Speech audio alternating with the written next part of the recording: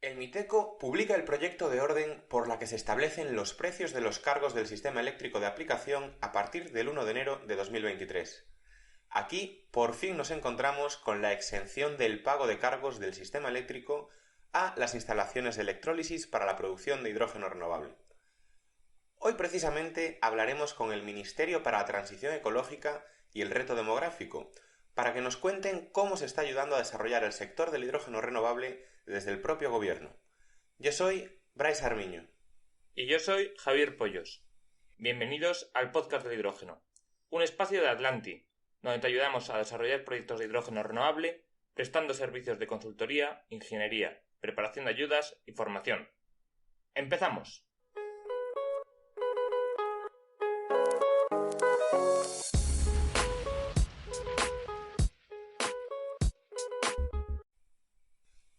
Y llegamos al último episodio del año, así que lo primero que queremos hacer es agradeceros todo el apoyo recibido durante este 2022, un año en el que realmente hemos crecido muchísimo la comunidad que rodea a este podcast y sobre todo, y lo más importante, al hidrógeno renovable en general.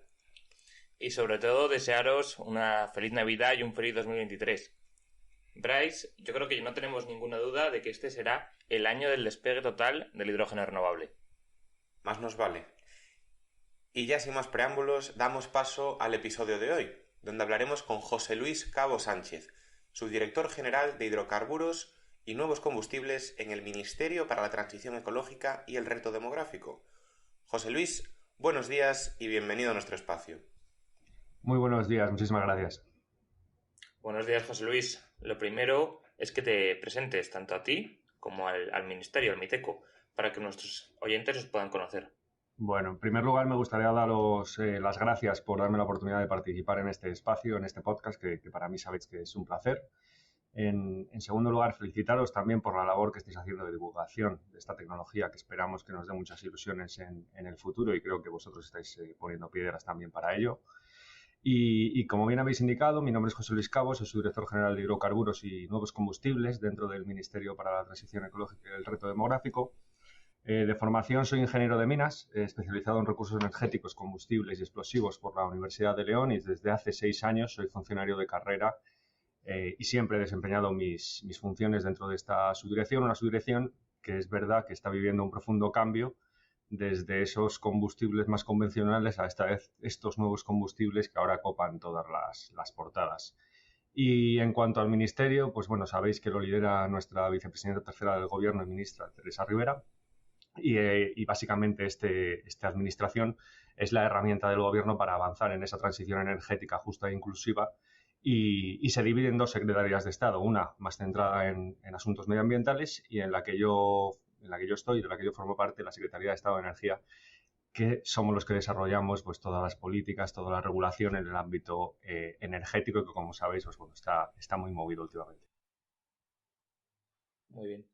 De eso precisamente vamos a hablar hoy, de esos nuevos combustibles, ¿no? Y de todo el trabajo que realizáis. Y por eso va la primera pregunta: ¿cuál es el rol que tiene el MITECO en lo referente al hidrógeno y cómo os organizáis? Bueno, las funciones principales y fundamentales que tiene este ministerio, el MITECO, con respecto al hidrógeno, pues diría que son 3 fundamentalmente. La primera, el impulso de la tecnología mediante la aprobación de políticas públicas para incentivar la penetración. Bueno, estamos hablando del Plan Nacional Integrado de Energía y Clima, la hoja de ruta de hidrógeno, un documento que además elaboramos íntegramente desde mi equipo en el año 2020, pero también hay otros como la hoja de ruta de almacenamiento, la estrategia a largo plazo, etcétera.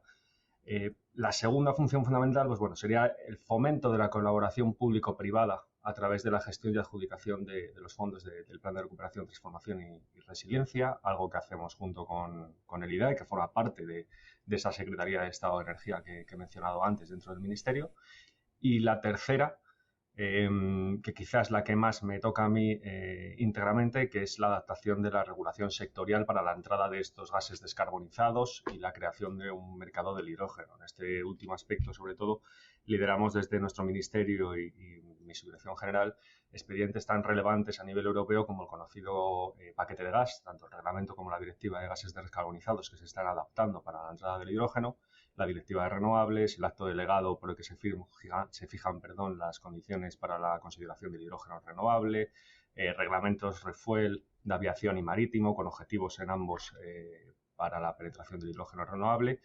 Y vamos, básicamente es donde estamos tratando de encajar las piezas del hidrógeno. A todo esto, evidentemente, le tenemos que añadir la propia adaptación regulatoria nacional que vendrá posteriormente, derivada de todas estas normativas europeas, lo que es básicamente un reto bastante fuerte para dar cabida a este vector energético. En cuanto a la organización, aunque ya he mencionado alguna cosita dentro de la Secretaría de Estado, que como mencionaba incluye IDAE, nos repartimos diferentes funciones. En concreto, por ejemplo, con respecto al hidrógeno, mi equipo y el equipo de renovables de IDAE trabajamos conjuntamente para poder sacar todas las convocatorias de ayudas que forman parte del PERTE-ERA. Yo creo que en alguna otra ocasión habéis podido hablar con Santiago González del IDAE.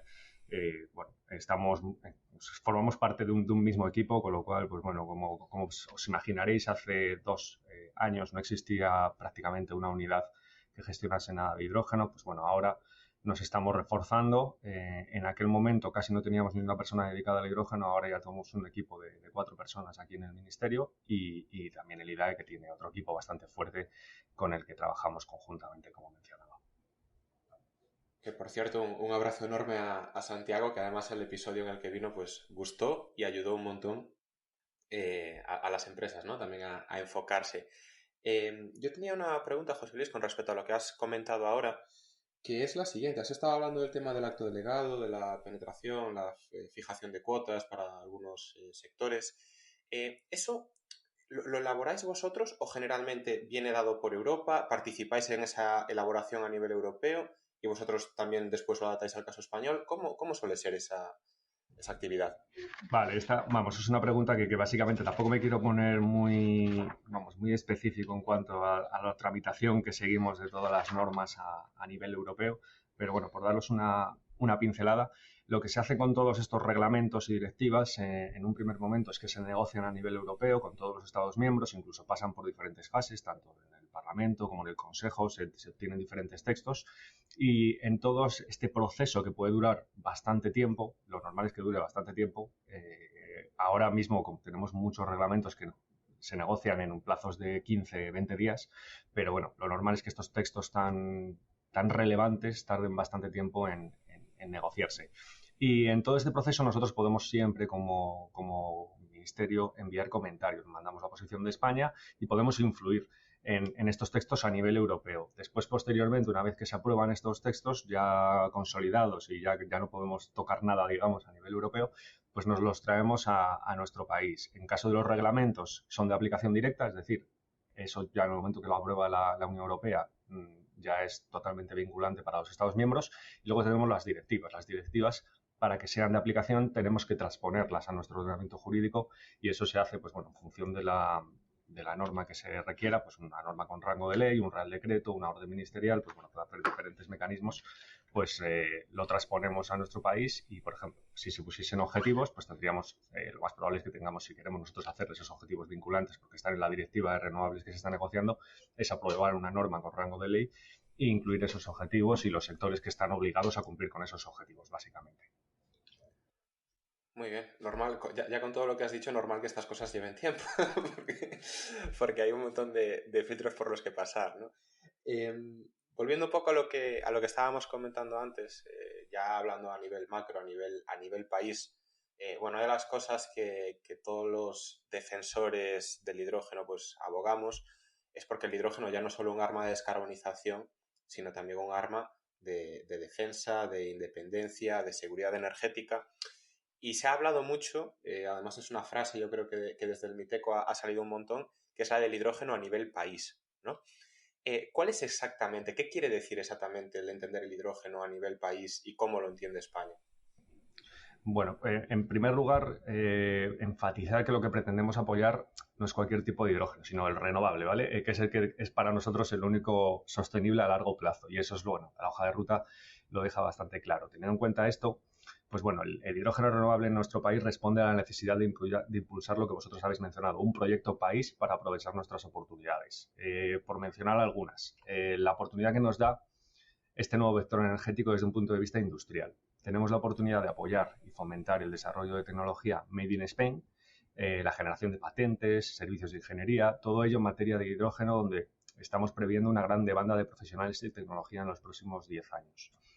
También, el hidrógeno puede ser un dinamizador muy fuerte del sector renovable. España es un país con energía renovable muy competitiva, que puede convertir al hidrógeno renovable producido en España en el más barato de la Unión Europea. Yo creo que ahí podemos estar todos de acuerdo.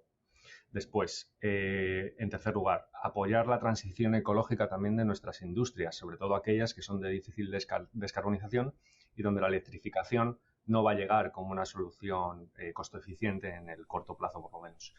Y por último, pero no menos importante, apoyar ese crecimiento económico, la creación de empleo y, por supuesto, sin olvidarnos de las zonas de transición justa, que son claves en nuestras políticas energéticas. Con todo esto, pues bueno, además conseguiremos avanzar en esta transición y en esa independencia energética que habéis mencionado que es tan importante en estos días. Y con ello también lograremos evitar generar nuevas dependencias, en este caso serían tecnológicas del exterior, con los consecuentes riesgos que ello conllevaría. Esto es algo que queda muy patente como estrategia dentro del PERTE de energías renovables, hidrógeno y almacenamiento, que aprobó el Consejo de Ministros hace unos meses. Con lo cual, pues bueno, todas estas oportunidades hacen generar un contexto perfectamente viable para nuestro país, que además consigamos o nos dé la oportunidad de solventar otros problemas que tenemos, como es la fuerte dependencia energética que tenemos de terceros países y que, bueno, hoy en día pues estamos viendo que no es una de las mejores soluciones.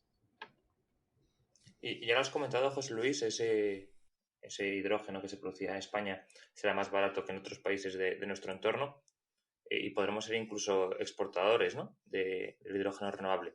Se está trabajando ya en acuerdos internacionales para la creación de nuevos mercados de hidrógeno y sus derivados. Y si es así, ¿con qué países en concreto o enfocado cómo? A nivel Unión Europea, hace unos meses se publicó la comunicación conocida como REPowerEU, que seguro que la conocéis, que tenía dos objetivos fundamentales. El primero de ellos es reducir nuestra dependencia energética de Rusia, básicamente gas y petróleo, aunque existen otras. Y la segunda, la inclusión de un acelerador del hidrógeno en la Unión. Como parte de esta estrategia de la Unión Europea, se marcaron una serie de prioridades entre las que destacan, como no, la formalización de acuerdos internacionales o memorandos of understanding, como también los llamamos aquí, con terceros países. Las noticias más recientes son la conclusión de dos de estos tipos de Memorandums of Understanding, MOUs, con Egipto, que yo creo que se formalizó en noviembre, hace un mes, y el último con Japón, que se cerró hace escasamente unos días, ambos públicos en la web de la Comisión Europea.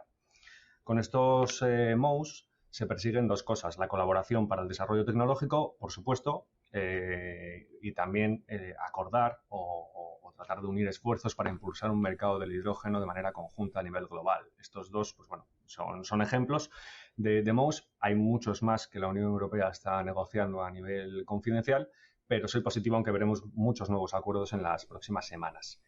A nivel nacional, estamos intentando impulsar algo muy similar con nuestros colegas europeos, pero en el marco de la negociación de los nuevos reglamentos y directivas que van a aplicar al gas y al hidrógeno. Pero, por ejemplo, también estamos en conversaciones con Japón para afianzar esta colaboración de manera bilateral. O sea, hemos tenido reuniones con la embajada de Japón en alguna ocasión para tratar de avanzar en un modo igual a nivel nacional.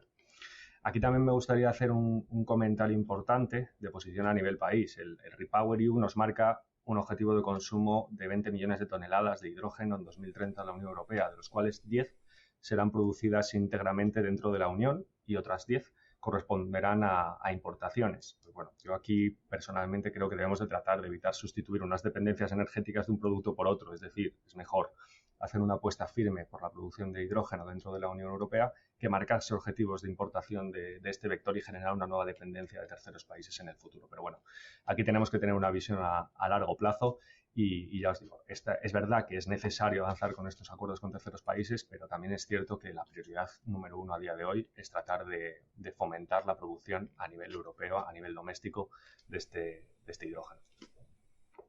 Sí, yo creo que estamos totalmente de acuerdo. Y un poco relacionándolo con lo que dices, eso que gracias a las renovables, ¿no?, y al hidrógeno, España podría dejar de ser un importador de energía, ¿no?, para ser exportador que se quede todo ese valor y ese dinero en el país. Toda la importación de combustibles fósiles, Bryce siempre lo menciona, la cantidad de dinero que se debe dejar un país como España en traer todos esos combustibles que necesitamos en nuestro día a día. No sé si en el Miteco tenéis algún valor que nos permita hacernos una idea de lo relevante que es esta transición de pasar de importar a exportar en términos económicos. España, bueno, ha sido siempre y es por tanto a día de hoy un país netamente importador de gas y petróleo, con una dependencia de más del 99%, con lo cual, pues bueno, ya nos podemos hacer una idea del coste que esto tiene. Si bien es cierto, y este dato todo muchas veces se desconoce, España no importa prácticamente productos petrolíferos, es decir, gasolina o diésel, por ejemplo, no importamos y de hecho somos unos exportadores netos. Esto es gracias a nuestro fuerte sector refinero. Y ahora ya me voy a mi otra parte de mi negociado. Es el tercero más importante de la Unión Europea, ¿vale? Es algo que tenemos que tener muy en mente cuando hablamos de la transición también hacia estos nuevos combustibles. En relación ya con el impacto económico de esta transición, pues bueno, solamente tenemos que ver los grandes números para hacernos una idea. El gas natural a día de hoy, todo lo estamos viendo en las noticias, está en máximos históricos. Hemos vivido momentos incluso por encima de los 200 euros megavatio hora, aunque ahora mismo nos encontremos un poco más contenidos, por decirlo de alguna manera. También es cierto que España es el país con los precios más baratos del gas ahora mismo de toda Europa, pero bueno, aún así son muy elevados. Cada megavatio de gas que usamos para producir electricidad nos cuesta el doble por los rendimientos de los ciclos combinados. O sea, básicamente un ciclo combinado tiene un rendimiento del 50%. Cada megavatio que aporta el gas se quedaría en medio megavatio eléctrico. Por tanto, los potenciales ahorros de impulsar la generación renovable, solar y fotovoltaica básicamente, son claves porque sabemos que estas dos tecnologías son mucho más baratas que el gas. Lo vemos en las subastas de renovables, sobre todo en la última publicada hace escasos meses, y además también nos aportan esa seguridad energética derivada de la independencia que es tan fundamental. Conseguir entonces un mix eléctrico cada vez más renovable tendrá sin duda estos efectos positivos en nuestras industrias, en nuestras pymes y en una sociedad en su conjunto al reducirse las facturas que todos pagamos a final de mes. Pensemos también que ahora mismo nos encontramos en una situación donde los grandes players mundiales controlan los recursos energéticos y podemos pasar a una situación donde eso se quede atrás totalmente o sea muy residual. Entonces, cualquier apuesta decidida por las renovables en un país como España es un claro ejemplo de un potencial enorme de reducir tanto nuestra balanza de pagos, nuestro consumo de hidrocarburos fósiles, nuestras emisiones, nuestras facturas energéticas. Así que está claro que el objetivo es claro y la dirección es clara. Hay que seguir apoyando por las renovables, por esta transición, y con ello conseguiremos mejorar también nuestro bienestar, seguramente. Sí, es que en mi opinión está clarísimo, lo decía Javi, ¿no? Que lo digo mucho, soy aquí el podcaster capitalista, pero el evitar regalar dinero a terceros países es que aunque tú pagues un poco más por tu energía, ese dinero se va a quedar aquí, con lo cual el poder adquisitivo del país también va a ser mucho mayor, ¿no? De los propios ciudadanos, con lo cual lógicamente asegurándose de que ese dinero se quede aquí, pero es que tiene todo el sentido del mundo, Después, José Luis, has aprovechado también, has ido comentando, ¿no? Que habéis sido vosotros quienes hicieron la hoja de ruta del hidrógeno. Yo lo tengo bastante claro también. Ha sido el documento pues, que ha agitado, ha animado y ha dado cierta seguridad al sector de las renovables en España. No diría el sector del hidrógeno, porque hasta ese momento prácticamente no había, pero sí que es cierto que además son documentos muy didácticos y muy claros que han permitido a mucha gente entrar en el sector, entenderlo y ver cuál era el potencial. Y también lo has dicho, se ha publicado el Repower, habéis estado atentos, las ambiciones son mucho mayores, ha salido a flote todo el potencial que tiene el hidrógeno en los próximos años en Europa. Y aquí yo te lanzo dos preguntas. En primer lugar, ¿cómo ha sido esa estrategia de elaboración de la hoja de ruta del hidrógeno? Algo que hasta hace poco realmente pues, no se había hecho mucho, ¿no? El definir estas estrategias a medio o largo plazo. Y después, ¿cómo lo ves ahora? Parece raro porque hace 2 años que se publicó, pero es que yo creo que en ciertas cosas ya casi está anticuada, ¿no? Con esta publicación del Repower, que se pide más involucración a los estados, ¿estáis trabajando en actualizarla? Bueno, yo coincido contigo. El documento que ha dinamizado el sector, sin duda, en nuestro país ha sido la hoja de ruta de hidrógeno, un plan estratégico que es cierto, elaboramos en la subdirección y ha sido no gracias a mí, sino gracias al equipo, sobre todo de mis compañeras que lideran el área de hidrógeno, como Pilar Sánchez, Marta Martín e Iria Basanta, y que son las cabezas pensantes que verdaderamente están detrás de casi todas las medidas que estamos avanzando desde la Secretaría de Estado de Energía en materia de hidrógeno, ¿vale? Esta hoja de ruta se aprobó en 2020 y pues eso ya pues, hace más de 2 años y 2 meses. Y en ese momento había algún país con estrategia. Por ejemplo, Japón y la Unión Europea había aprobado, yo creo que la suya a principios de ese mismo verano. Yo creo que había sido en junio o en julio. Entonces, la hoja de ruta, pues bueno, en aquel momento venía a ser la solución o la pieza del puzzle que nos faltaba para alcanzar una economía sostenible climáticamente en 2050. De ahí que siempre enfatice la palabra que acompaña el hidrógeno tantas veces como es renovable. Y renovable porque tenemos que apostar por una tecnología que sea ya sostenible en el largo plazo y no por esas soluciones intermedias que nos desvíen de nuestros objetivos de descarbonización. Entonces, la hoja de ruta, como bien habéis dicho, partió de la industria, no podría ser de otro modo. Para su elaboración contamos con la participación a través de diversas reuniones, además las recuerdo nítidamente porque fueron en época de pandemia y yo creo que tuvimos más de 400 reuniones, había días que teníamos 5 o 6 con el sector. Y contamos eso con las principales empresas del sector energético y la industria, pero sobre todo con las pymes que ya se encontraban entonces vinculadas con la tecnología del hidrógeno renovable en nuestro país.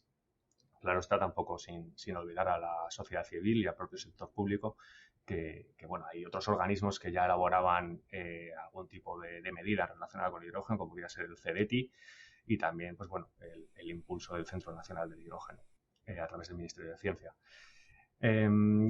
Con todo esto, pues bueno, conseguimos elaborar un documento que fuera suficientemente robusto para publicarlo, para recibir comentarios del sector de manera pública, un borrador, y después ya, pues bueno, una vez que recibimos todos esos inputs, pues lo adaptamos convenientemente para que reflejase pues, bueno, todas esas cuestiones que a lo mejor habían quedado abiertas o no estaban claras y al final pudimos aprobarlo en octubre de 2020. Naturalmente, pues bueno, nuestro documento tiene que ser coherente con el resto de programas que hemos desarrollado, sobre todo con el Plan Nacional Integrado de Energía y Clima, o con la estrategia a largo plazo, con el almacenamiento, pero también con la estrategia europea del hidrógeno, aunque si bien es cierto, tiene matices diferentes. La estrategia europea del hidrógeno, como sabéis, no solamente habla del hidrógeno renovable, sino que mete en el saco otros tipos de hidrógeno, pero bueno, nosotros en la nuestra sí que hemos querido potenciar ese que creemos que nos da mayores oportunidades. Sobre si se renovará la hoja de ruta después de todo este interés que estamos viendo por parte de la industria y la comunicación REPowerEU, pues bueno, el propio documento prevé la actualización cada 3 años, si no recuerdo mal, y el año que viene, pues bueno, se cumplirán estos 3 años, por lo tanto podemos prever novedades. Como bien dices, el sector ha evolucionado mucho y eso nos obliga a replantearnos nuestra propia estrategia. Lo primero que va a suceder a principios de 2023 es la actualización de ese Plan Nacional Integrado de Energía y Clima, que es nuestra estrategia de objetivos a 2030. Y es un plan que cuando se publicó la primera versión no consideraba la llegada inmediata del hidrógeno. Pero ahora, bueno, ya está aquí. Este documento será la primera señal de las ambiciones renovadas de nuestro país para convertirnos en un líder en el desarrollo y el despliegue de esta tecnología. Es cierto que en la hoja de ruta de hidrógeno tenemos unos objetivos, esos 4 gigavatios de electrólisis en 2030 y la verdad es que si echamos un vistazo a los proyectos que son más o menos públicos en nuestro país, que están en la prensa, pues hay que ser optimistas en que vamos a alcanzar y superar este objetivo, la verdad. Sí, creo que la última revisión eran 15 gigavatios de proyectos que tenemos ahora en el pipeline en España. Llegó a haber 70, pero bueno, lógicamente muchos se caen por su propio peso, ¿no? Y ahora los más factibles, aún leía esta semana en el periódico La Energía que eran 15 gigavatios en España antes de 2030. Es un montón. Efectivamente, sí, 15 gigavatios, que bueno, esos son los que son públicos. Nosotros, bueno, los que vemos aquí son los que nos llegan a través de todas estas manifestaciones de interés que hemos lanzado en los últimos 2 años. En primer lugar, las lanzamos para poder crear estos instrumentos de ayuda para el Plan de Recuperación, Transformación y Resiliencia. Pero bueno, es verdad que a medida que avanza la tecnología, que se clarifican algunas de las cuestiones regulatorias, pues bueno, los promotores de los proyectos también tienen esa estabilidad para poder decidir, oye, voy a llevar a cabo mi inversión, y eso parece que está dinamizando bastante también el sector. Sí, de la regulación hablaremos un poco después. Además, como has dicho que estás trabajando también en la transposición, pues tenemos algunas preguntas que hacer. Antes de eso, y también muy relacionado con qué es lo que anima a los promotores, que lógicamente los proyectos de hidrógeno pues necesitan de un incentivo, y que realmente yo entiendo que esto habrá sido una tarea titánica, ¿no? La de la asignación de los fondos. Que además hemos empezado a tener muchas noticias en las últimas 2 semanas. Da la sensación de que queremos llegar a 2023 con los deberes bien hechos, y la verdad que desde el sector pues se está acogiendo con mucha alegría, ¿no?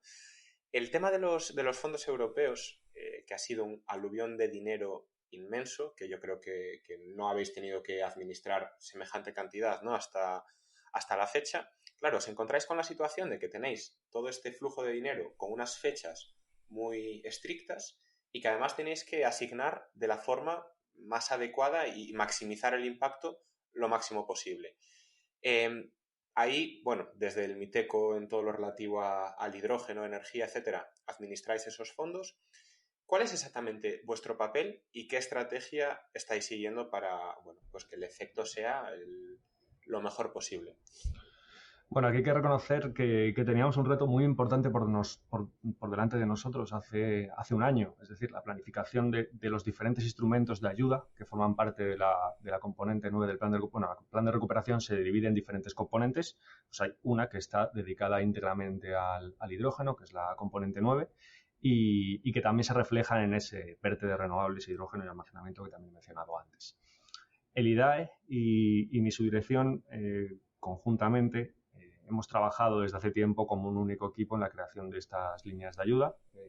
Las que más conocéis, pues porque ya se han publicado, son las líneas de cadena de valor y las de proyectos pioneros, que es, pues bueno, hemos tenido noticias recientemente. Y bueno, el equipo se sigue manteniendo de esta manera de trabajo conjunto para avanzar en nuevas convocatorias que veréis seguramente en un futuro muy próximo. La realidad es que queremos que la colaboración público-privada sea una realidad y que podamos invertir.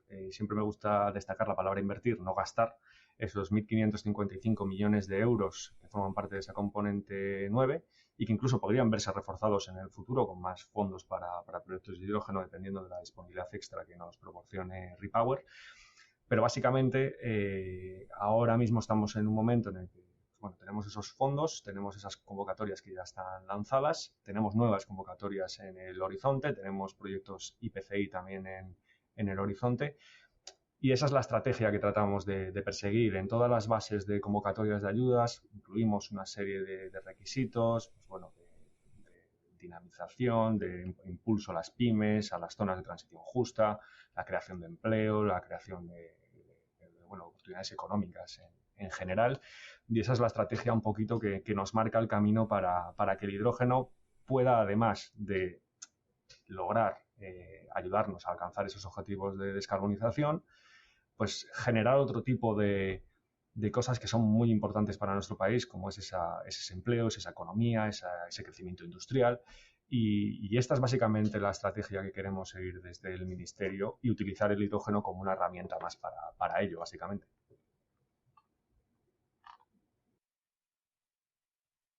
Sí, y hablando de las ayudas, ¿no? Comentaba Bryce, en las últimas semanas se ha revolucionado todo esto con la primera resolución, ¿no? de pioneros y de cadena de valor. No sé si desde el MITECO habéis podido ya sacar conclusiones acerca de los proyectos presentados. Supongo que sí, porque como comentas, no sé si las próximas convocatorias ya irán un poco enfocadas una vez hayáis podido analizar los resultados. Sí, bueno, pues no me ha quedado más remedio. La verdad es que estar atento a estas resoluciones. En este caso soy el presidente de todas las comisiones técnicas de valoración de las ayudas de proyectos de hidrógeno para las convocatorias tanto de pioneros como cadena de valor, con lo cual me conozco los proyectos bastante bien. Y es verdad, en concreto el IDAE ha publicado estas 2 primeras resoluciones provisionales de las líneas de ayuda del PERTE-ERA, yo creo que fue el jueves pasado. y como decía antes, es verdad, en enero posiblemente llegarán las resoluciones definitivas de ambos programas que bueno, ya adjudiquen de manera firme esos fondos a esos proyectos, a esas empresas. En cuanto a las conclusiones, pues bueno, por ejemplo, con respecto al programa de Pioneros, destinado a proyectos con viabilidad comercial para la producción y consumo de hidrógeno renovable en la industria y en el transporte, pues bueno, como sabréis, o yo creo que esto lo habrá contado Santi seguramente cuando estuvo, este programa está dotado con 150 millones y como novedad, pues bueno, recibió 126 propuestas que solicitaban ayudas por más de 700 millones de euros, o sea, un éxito rotundo. Teníamos mucho proyecto para evaluarlo y para quedarnos realmente con los mejores. De estos 126 se han seleccionado 22 proyectos que canalizarán una inversión total de 460 millones y suman una potencia final de electrolizadores de 192 megavatios. O sea, bastante ambicioso.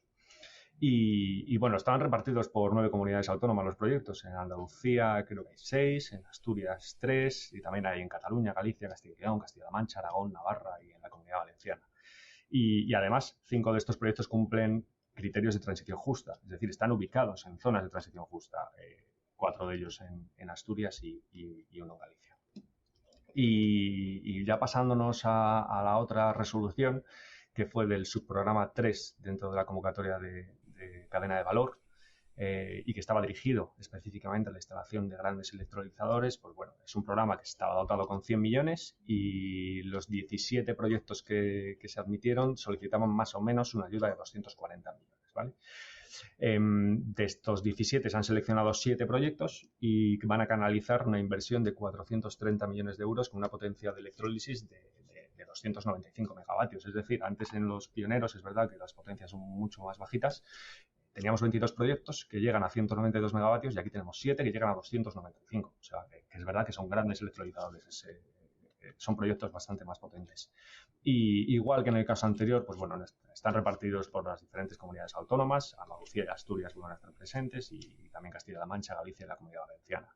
Y también aquí hay proyectos que cumplen criterios de transición justa. O sea que básicamente estas son las principales conclusiones que hemos conseguido sacar de estas 2 primeras convocatorias, que sinceramente han sido un éxito y veremos si se pueden repetir estas convocatorias en el futuro. Seguramente habrá que cambiar cosas, habrá que reforzar la ambición, habrá que cambiar alguno de los criterios, pero bueno, en definitiva yo creo que ha funcionado bien y veremos cómo avanzamos en el futuro. Claro, aquí un par de cuestiones más relacionadas con las convocatorias. La primera es, han salido ya pioneros, han salido grandes demostradores, ha salido, me parece, también otra de las líneas de cadena de valor, pero todavía quedan un par, si no me equivoco. Sí, nos quedan un par que todavía, pues bueno, estamos dentro de esas comisiones técnicas de valoración. ¿Cuándo saldrán? Esa es la gran pregunta. Bueno, esperamos que salgan pronto, ¿vale? O sea, verdad que hemos estado con estas comisiones técnicas de valoración primero, que son los programas que teníamos, pues bueno, los que eran más prioritarios para nosotros, por decirlo de alguna manera, por el impacto que podían tener. Pero seguimos trabajando y en las próximas semanas volveremos a convocar las comisiones técnicas de valoración, así que pues, a lo mejor antes de final de año, principios del año que viene, saldrán estas resoluciones provisionales también del resto de programas que quedaban pendientes. Oye, son buenas noticias, la verdad. Nosotros nos hemos llevado muy buenas noticias con Pioneros. Estamos esperando también ahí, ¿no? a la línea 4 de cadena de valor, pero bueno, oye, si antes del final de año están estas cosas o a principios de enero, pues ¿qué más se puede pedir? Después, José Luis, también lo has comentado ya, lo has introducido, tema normativo donde ya estáis trabajando. Yo creo que es una de las cosas que más se le está pidiendo al gobierno. Por favor, el gobierno, a Europa, lógicamente, ¿no? Porque al final gran parte de esa normativa viene de arriba. Y claro, en el hidrógeno ocurre una cosa que lo comentamos mucho, que el hidrógeno es muy transversal, es muy versátil, y entiendo que eso también afecta incluso a la redacción de normativa, ¿no? Porque estoy seguro de que os encantaría poder redactar, relajar o no relajar, pero vamos, solucionar la cuestión de la normativa del hidrógeno de una vez, pero una vez que nos vamos al sector del hidrógeno renovable, no entramos solamente, como decías antes, en qué es la clasificación del hidrógeno renovable, sino también entramos, por ejemplo, en esas cuestiones, en esos problemas que teníamos con la instalación de una hidrogenera en cualquier terreno, que pues debería de ser industrial, tal como está la normativa hoy en día. trámites ambientales, etcétera, etcétera. Entonces, mi pregunta aquí es, ¿qué novedades vamos a tener sobre la normativa en cuestión del hidrógeno? ¿En qué estáis trabajando desde el MITECO? Y también, ¿estáis colaborando con los otros ministerios, por ejemplo, en esas relajaciones, ¿no? De, oye, no es necesario pues, someterse a la ley de industria para un electrolizador de 1 megavatio o 10 megavatios, cosas por el estilo. No sé si nos puedes aquí adelantar algo, si nos puedes introducir un poco cuál es el trabajo en temas normativos y qué se espera en los próximos meses. La verdad es que lo de la transversalidad del hidrógeno es muy cierto, porque es verdad que el hidrógeno estaba clasificado como una industria química, pero bueno, también por el proceso que tenía su generación, que no era básicamente con electrolizadores, sino a través de reformado del gas natural, etcétera, etcétera. Y bueno, tenía cierto sentido y la principal industria que lo utilizaba era la industria petroquímica. Pero claro, ahora mismo nos encontramos en un momento en el que hay unas competencias que son muy industriales, tenemos la regulación de evaluaciones de impacto ambiental que también, pues bueno, no está adaptada para la producción de este hidrógeno no renovable, tenemos la regulación energética porque el hidrógeno ha entrado en la energía, pues bueno, iba a decir como un elefante en una cacharrería, pero básicamente ha sido así. Y es cierto que todo esto, pues bueno, nos estamos dando cuenta que la realidad, que es que aunque no nos gustaría que fuese así, el sector y la tecnología están avanzando más rápido que la propia regulación. Y de esto, pues bueno, quizá tenga algo de culpa la situación que estamos viviendo también en la Unión Europea con el conflicto de Rusia y con estas nuevas ambiciones de descarbonización y de independencia energética. Sin embargo, pues bueno, estamos dando pasos firmes, ¿vale? O sea, no queda trabajo por hacer, pero estamos avanzando. Una de las, yo creo, de las herramientas que nos van a ayudar bastante es el sistema de garantías de origen, que como sabéis está aprobado ya, y el registro de instalaciones de gases renovables que estará en funcionamiento en un mes aproximadamente y el sistema en sí estará en marcha en marzo sin duda. Y con esto, pues bueno, pretendemos valorizar ese gas renovable en general en nuestro país, permitiendo que los consumidores pues, bueno, puedan comprar estas garantías para certificar que consumen únicamente gas renovable. Yo creo que vamos a ver muchísimo interés y estamos muy expectantes con la entrada en funcionamiento. También hemos aprobado una regulación para tratar de simplificar los trámites administrativos y los plazos para la puesta en marcha de hidrogenoductos dedicados, que no estaban contemplados a día de hoy en ninguna regulación, y lo hemos hecho anticipando un poco esa regulación europea, que es la que realmente va a marcarnos las líneas. Pero veíamos que los proyectos necesitaban esta certidumbre para poder avanzar y de ahí que lo hayamos aprobado también en una norma hace escasos meses. Pero también es verdad que las mayores incertidumbres regulatorias provienen de la propia Unión Europea. En este sentido, me gustaría destacar un acto que llevamos esperando muchísimo en la Administración y en el sector privado, como el acto delegado para determinadas condiciones para considerar el hidrógeno como renovable, que incluye tres características básicas, que es la adicionalidad, la correlación temporal y la correlación geográfica. La adicionalidad básicamente es que las instalaciones renovables asociadas a esa generación de hidrógeno tengan que ser adicionales, es decir, que no existieran previamente a la puesta en marcha del electrolizador. Y luego la correlación temporal, que es pues el tiempo que puede transcurrir desde que se produce el electrón, el megavatio eléctrico, y el tiempo que pasa hasta que producimos ese hidrógeno. Y luego una correlación geográfica que bueno, va por subir a diferentes zonas, en este caso de congestión, es un tema más eléctrico, pero que a nosotros no nos afecta demasiado, ¿vale? Entonces estos tres requisitos...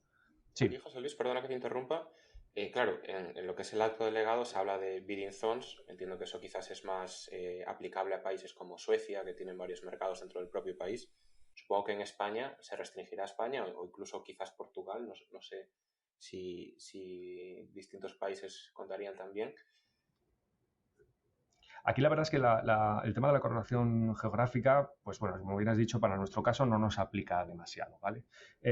No tiene mucho sentido. Pero lo cierto es que quizá no vendría mal tener algún tipo de mercados o de bidding zones en nuestro territorio por un sencillo motivo, porque seguramente este acto delegado permita que con un 90% de producción de renovable en una bidding zone se pueda considerar todo el hidrógeno renovable aunque estés conectado a la red, ¿vale? Si tu mix es 90%, o sea, se ha dado muchísima flexibilidad y es posible que, bueno, de hecho se han metido por estos países nórdicos que son los que tienen esta situación y les beneficia muchísimo. En nuestro caso nos beneficia un poco menos y de hecho este acto delegado ha avanzado mucho en las diferentes versiones que hemos ido viendo porque al principio parecía estar hecho para esos países nórdicos, no para los países del sur, que tenemos una generación renovable que en nuestro caso está muy afectada por la curva de producción solar, que como sabemos, pues bueno, es esa montañita que se centra en las horas centrales del día, es cuando tenemos más producción de energía solar, y esto nos limitaba muchísimo, que la correlación fuera cuarto horaria, etcétera, etcétera.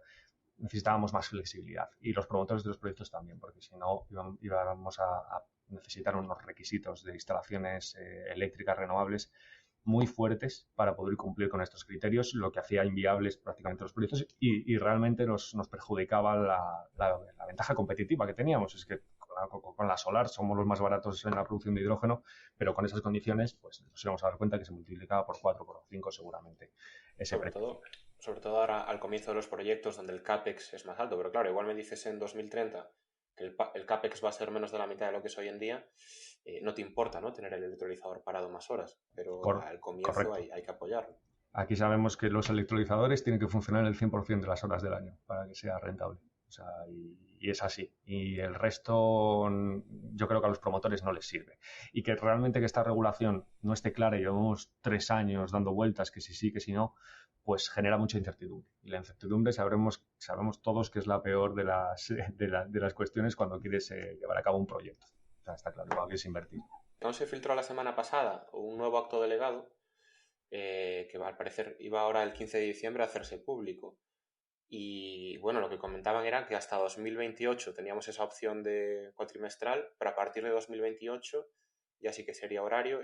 A mí me gustaba más la opción anterior, ¿no? De hasta 2030 y a partir de ahí pues ya, además con un despliegue más masivo de las energías renovables, pues irte al horario o a lo que se obligue, ¿no? Pero es que para este comienzo es muy difícil, ¿eh? Nosotros estamos planteando proyectos de hasta 20 megavatios y hombre, si tienes que meterle almacenamiento, si tienes que poner paradas, si tienes incluso pues que añadir, yo qué sé, baterías, ¿no? Para que las paradas no sean tan bruscas o lo que sea, es que se te va un montón el coste del hidrógeno producido al final. Yo estoy completamente de acuerdo. Creo que antes de 2030 irnos a... sinceramente, mi opinión, yo me hubiese quedado en el diario. Creo que el diario a nosotros nos facilitaba mucho la situación hasta 2030 y básicamente nos daba esa flexibilidad de poder producir con electricidad solar, que es la que realmente nos da esa ventaja competitiva. Pero bueno, todavía queda mucha negociación seguramente. Hemos visto este acto delegado cambiar muchas veces a lo largo de estos años. Vamos a ver qué pasa en este próximo mes, en estas negociaciones y trataremos, ya os lo traslado también desde aquí, desde la Administración, de estar también con esa visión más industrial, más empresarial, para lograr que estos proyectos pues bueno, tengan una viabilidad futura. O sea, estamos siempre en la cabeza, siempre tenemos en mente los problemas y los inconvenientes que puede generar un acto adicional muy estricto, la verdad. Estaremos atentos a las novedades que surgen de esto. Y otro de los temas también que causa mucha incertidumbre, ¿no? Y que seguro que nos puedes aclarar un poco es acerca del tema del blending. Yo creo que está a la orden del día, que si 5%, que si no, que si las ayudas excluyen cualquier tipo de blending, que si garantías de origen, como comentabas, ¿no? Para el hidrógeno inyectado. ¿Nos puedes aclarar un poco más acerca de todo esto? Bueno, el blending, como habéis dicho también, pues bueno, básicamente, para que no lo sepa, se refiere fundamentalmente a mezclar una cierta proporción de hidrógeno en la red de gas. Aquí es cierto que hay un gran debate, no solamente a nivel nacional, sino europeo, para ver qué papel puede o debe jugar el blending. Bien, nosotros tenemos que tener claro que lo primero que es que la estrategia a nivel país que defendemos y es la que nos permitirá que el hidrógeno pueda ayudarnos a descarbonizar aquellos sectores que son electrificables, es tratar de centrarnos en los sectores que no son electrificables. Ahora mismo hay muchas alternativas para descarbonizar, por ejemplo, el sector doméstico, mediante, por ejemplo, la instalación de bombas de calor, etcétera, pero sin embargo, pues bueno, hay otros sectores como la industria que requiere altas temperaturas en sus procesos industriales que no tienen esa posibilidad.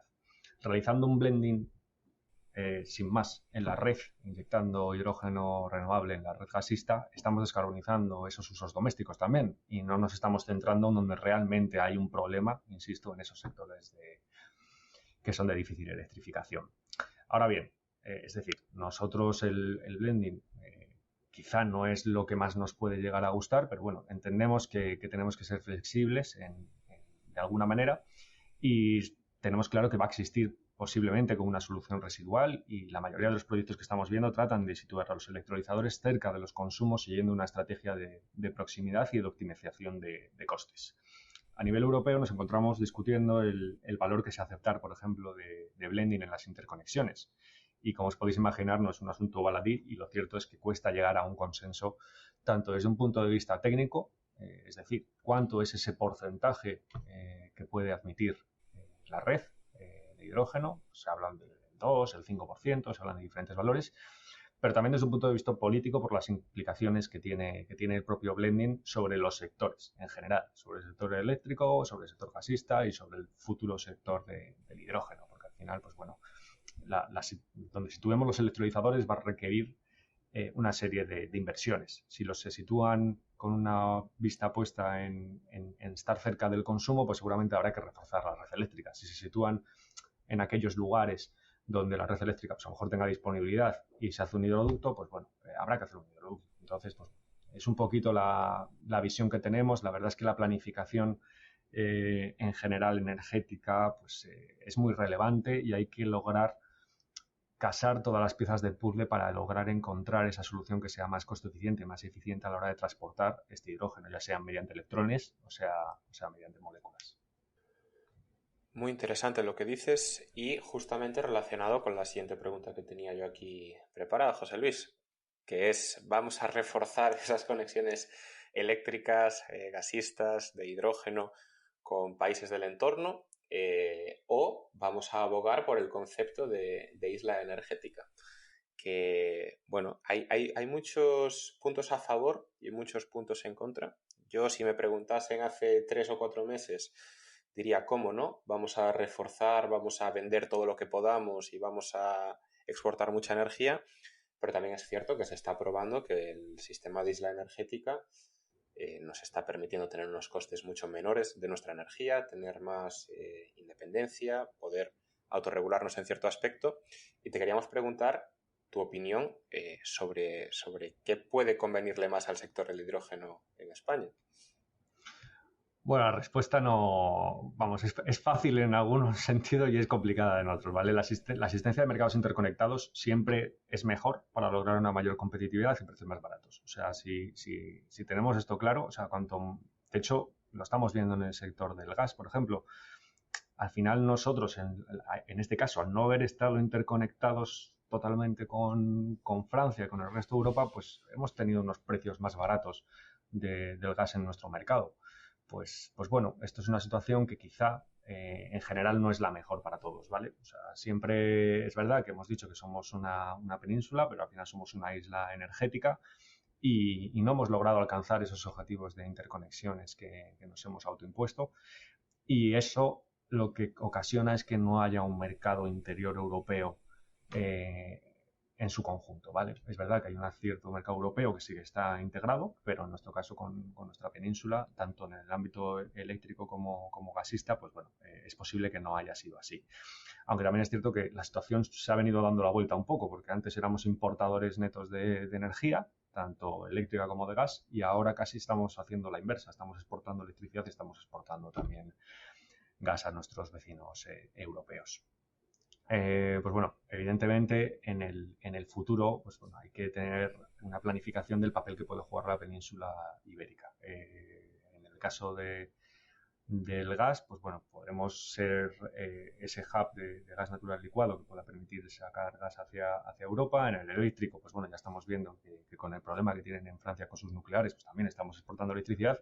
Y con el hidrógeno, pues bueno, parece que también podemos jugar un papel, la península, incluida Portugal dentro de este juego también, de ser un país productor de hidrógeno que pueda exportar en el futuro a nuestros colegas europeos, sobre todo en el norte de Europa. Si lo habéis visto en el informe del European Backbone se ve bien que los países del sur de Europa somos los que vamos a proveer de hidrógeno al norte, y esto hay que hacerlo de alguna manera. O sea, y es así. Y la realidad es que va a hacer falta seguramente aprovechar las interconexiones gasistas que tenemos para convertirlas a hidrógeno o hacer nuevas interconexiones de hidrógeno, depende de lo que sea más eficiente, considerando que vamos a seguir utilizando el gas en el futuro, ¿vale? Entonces, pues bueno, con esto en mente hay que tratar de trazar esa estrategia, esa planificación. Sabéis que se aprobó yo creo que sería hace un año y medio más o menos, el reglamento de redes transeuropeas de energía, la modificación de este reglamento, que es el primero que incluye las redes de hidrógeno y bueno, al final es el primer paso. Volvemos al pasado. En 2020, aquí en España prácticamente no hablaba nadie de hidrógeno. 2 años más tarde nos estamos planteando ser unos exportadores al resto de Europa, sobre todo a Alemania, que son los que más van a consumir. Con lo cual, pues bueno, hay que ir con paso firme, despacio, pero con una visión puesta en el largo plazo siempre, que es fundamental para tratar de equivocarnos lo menos posible, ¿vale?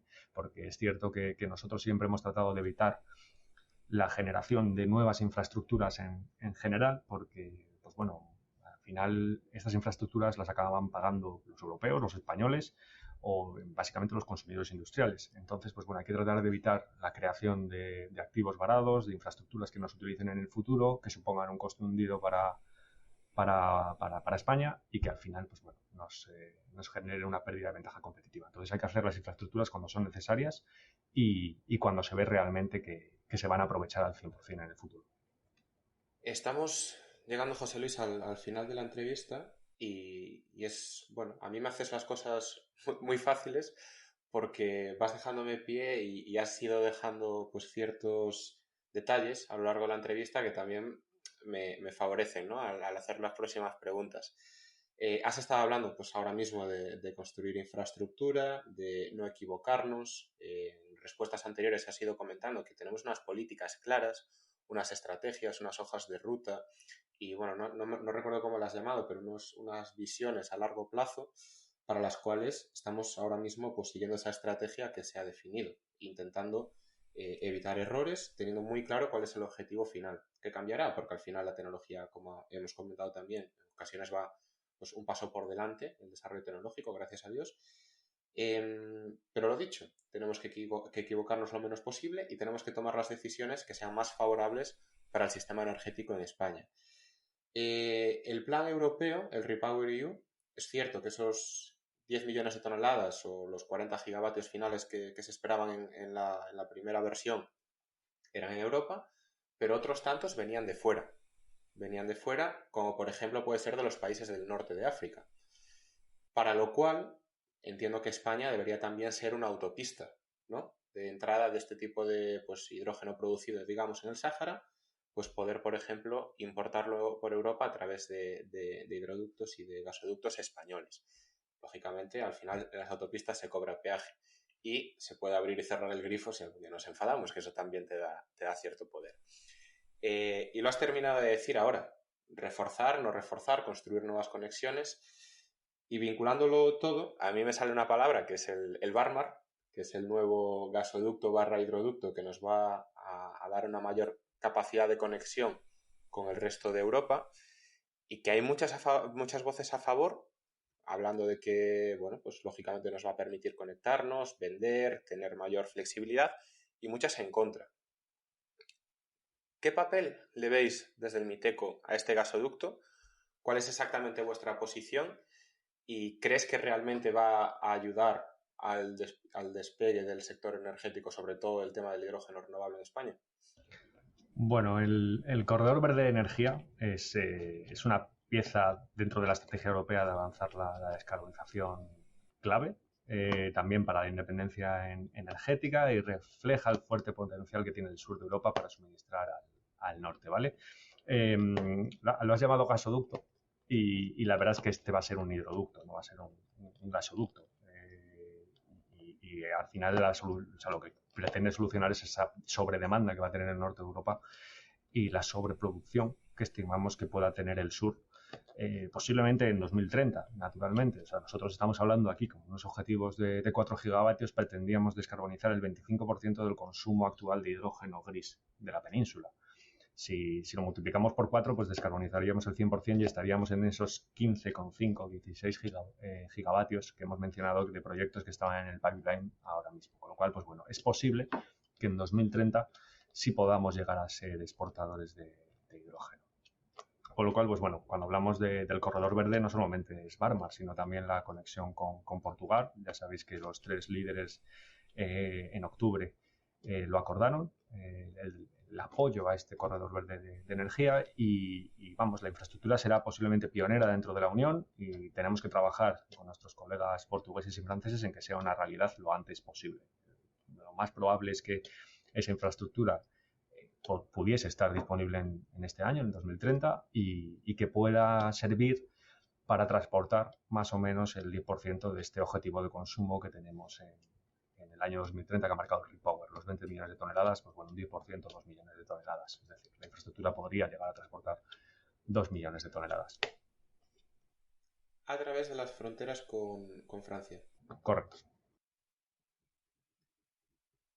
Y no será o sea, yo le llamaba gasoducto porque lo que tengo entendido es que será para el transporte de gas, pero listo también para un 100% de hidrógeno. ¿No va a ser así? Esto no va a ser así, básicamente porque también, pues bueno, al final la disponibilidad de fondos europeos también marca un poco la estrategia a seguir en este caso. Hacer una infraestructura así, a través de submarina, pues bueno, requiere su tiempo, no es como hacerlo en tierras, hay unos plazos de construcción bastante elevados y la verdad es que la crisis, por decirlo de alguna manera, energética relacionada con el gas la estamos viviendo ahora, no la estamos viviendo dentro de 5 o 6 años, bueno, no lo sabemos, esperamos que no, esperamos que dentro de 5 o 6 años estemos muchísimo mejor, pero la realidad es que ahora solo se puede fomentar tratando de solventar cuellos de botella en las interconexiones, apostar por las plantas de regasificación que está trayendo, pues bueno, la flotante Alemania, sobre todo, que son los que más consumen, los que más gas han perdido en estos últimos años de importaciones con respecto a Rusia y también, pues bueno, tratar de reducir la demanda. Yo creo que esta reducción de demanda y eficiencia energética es fundamental en este contexto en el que nos estamos moviendo, con lo cual, pues bueno, pero bueno, básicamente el que sea un hidrogenoducto desde el primer día vendrá posiblemente determinado por el acceso a los fondos europeos. Antes he hablado del reglamento de redes transeuropeas. Pues bueno, el reglamento de redes transeuropeas permite que estos proyectos se puedan presentar a los conocidos como proyectos de interés común, PCIs, y que estos puedan acceder después a fondos CEF, los Connecting European Facility, que a día de hoy, pues bueno, una infraestructura de gas no puede acceder a estos fondos de CEF. Vale. Pues bueno, esta es una de las razones de peso posiblemente por la que se decantará para que sea hidrógeno 100% desde 2030. Buenas noticias. Yo creo que sí. Muy bien. Y para ese despliegue de electrolizadores que siempre comentamos, ¿no? En el caso de España, uno de los grandes problemas que se queja, ¿no? la industria y los desarrolladores es en el tema de los parques renovables, de que no hay renovables suficientes. Se sabe que hay un atasco enorme en las administraciones. Justamente el REPower pide que en menos de 9 meses se puedan dar los permisos para construir estas plantas, y sabiendo que el MITECO pues actúa sobre no todas, pero una gran parte de estas solicitudes de plantas, no sé si nos puedes adelantar o dar noticias de lo que se está haciendo para agilizar estos trámites y poder desplegar una mayor cantidad de plantas de generación de electricidad renovable. Bueno, aquí no puedo daros mucha información de detalle porque no son temas que gestione yo desde mi unidad, aunque os puedo asegurar que estamos haciendo y poniendo todos los medios que tenemos a nuestra disposición para agilizar todas las tramitaciones de proyectos de energía renovable que son de nuestra competencia. Pues por lo que he comentado, hay algunos que por su potencia son competencia de las comunidades autónomas y otros que son de nuestra competencia. La realidad es que desde hace un par de años, diría yo, estamos reforzando nuestras áreas de industria en las comunidades autónomas para poder agilizar toda la tramitación de estos expedientes, que es cierto que es necesario agilizar para lograr aumentar nuestra potencia instalada renovable, que es al final el objetivo que tenemos, con lo cual, pues bueno, al final que por burocracia o trámites administrativos nos esté costando un poco más, pues es complicado. Yo me quedo con lo bueno de todo esto, y es que está reflejando realmente el apetito del sector en avanzar en estas soluciones sostenibles y en la realidad que hemos venido comentando desde hace mucho tiempo, que las renovables son muy competitivas en coste y hacen que cada vez más personas ya a nuestro nivel queramos tener en nuestros propios tejados, nuestros propios paneles como mejor alternativa para reducir nuestra factura energética, ¿vale? La realidad es esa, que es verdad, ha mencionado la directiva Repower, que fija esta reducción de los plazos, todavía también está ahí en negociación, no está adoptada, pero yo creo que es interés de todos reducirlo al máximo, y os puedo asegurar que aquí internamente también se están tomando diferentes medidas para tratar de reducir estos cuellos de botella a nivel administrativo. Sí, de hecho, no sé si has tenido tiempo ya para leer el informe de la Agencia Internacional de la Energía, el de Renewables 2022, que justamente destaca a España por las últimas modificaciones legales, digamos, de la publicación de un Real Decreto para agilizar este tipo de instalaciones, y lo destaca como uno de los países con, bueno, más allá de un mejor recurso, también pues unas mayores facilidades que se están prestando, con lo cual esperemos que bueno, también pueda hacer capilaridad, ¿no?, en las comunidades autónomas y lanzar el desarrollo de parques renovables, porque realmente hay que decirlo, cuesta encontrar un megavatio hora renovable. Hoy en día, por no decir que es casi imposible, ¿no? Sobre todo eólica, sobre todo la eólica está muy complicada. Y José Luis, yo ya es mi última pregunta. Bueno, has tenido el honor de ser el último invitado del podcast del hidrógeno en 2022. Cerramos el año contigo. No puede ser, no se puede superar ya este programa. La pregunta es, ¿qué grandes novedades esperas del hidrógeno en 2023? Bueno, la verdad es que espero que 2023 sea el año definitivo para que los proyectos de hidrógeno empiecen a echar a andar ya, y para que nosotros desde la Administración avancemos con todas las ayudas de nuestro PERTE. Nos quedan, como sabéis, hemos sacado ayudas por valor de 400 millones de euros, pues todavía nos quedan unas cuantas para llegar a esos 1.555, y esperamos que este año podamos sacarlas todas, ¿vale? O sea que yo creo que esta es una de las mejores señales. En cuanto a la regulación, pues bueno, lo hemos venido mencionando, debemos avanzar en esa normativa europea e ir pensando cómo trasladarlo a nuestro país, y tratar de ayudar a las empresas en darles certidumbre, eliminarles incertidumbres de futuro que puedan bloquear las inversiones. Y por último también, pues bueno, en cuanto a la planificación del gobierno, posiblemente mediante la actualización del PENIEC en el primer trimestre, con un refuerzo fuerte de la ambición de España en el ámbito del hidrógeno renovable. Yo creo que estas son las principales novedades que nos esperan en 2023, que siempre, cada año parece que nos vamos superando un poco en materia de hidrógeno. Pues bueno, 2023 yo creo que no se va a quedar atrás, va a superar al 22, al 21 y al 20 seguramente. Genial, José Luis. Y ya la última pregunta, y la pregunta que siempre hacemos, es ¿dónde y cómo te ves aportando en el sector del hidrógeno en los próximos años?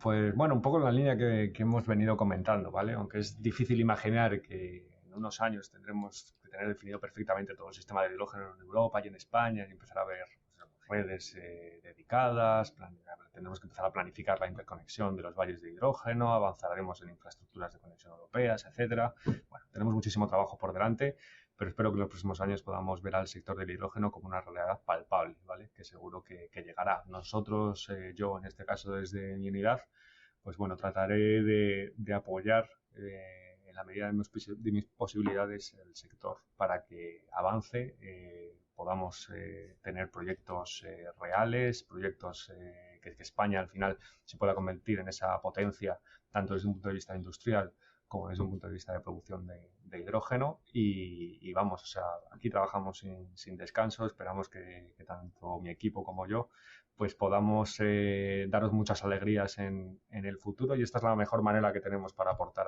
al sector del hidrógeno, la verdad. O sea, desde esa cercanía que tenemos también con las industrias, nos reunimos constantemente con ellas, tenemos que seguir trabajando codo con codo, y gracias a esta colaboración público-privada, pues bueno, lograremos alcanzar ese proyecto país, que es el principal objetivo que nos marcamos en esa hoja de ruta.